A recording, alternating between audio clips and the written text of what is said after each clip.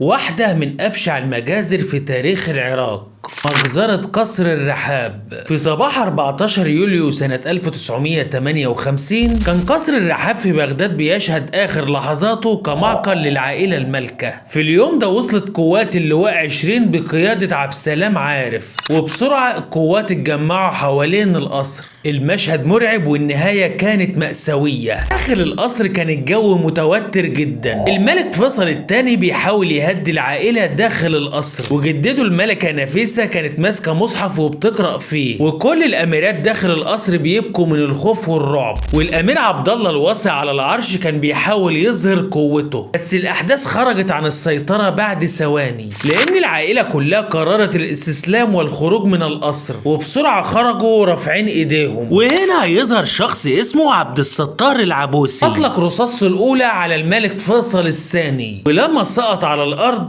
الملكة نفيسة حاولت تغطي حفيدها بجسمها، فأطلق النار عليها هي كمان. طبعا الجنود فتحوا النار على كل باقي العيلة، وبعد كده دخلوا القصر ونهبوا كل محتوياته. الموضوع ما كانش مجرد انقلاب ولا إسقاط للنظام الملكي، الموضوع كان إنهاء العيلة المالكة من الأساس، مذبحة بمعنى الكلمة. بعد الحادثة تم سحب جثث العيلة ورموها في الشارع كرسالة يعني لكل العالم، واللي بتقول إن النظام الملكي انتهى في العراق. اسأل دلوقتي أي رجل عراقي كبير في السن وقول له إيه اللي حصل كده، تلاقيه بيبكي وهو بيحكي عن تاريخ كامل انتهى في دقايق بمذبحة، واللي كانت أكثر اللحظات الدموية وحزنا في تاريخ العراق.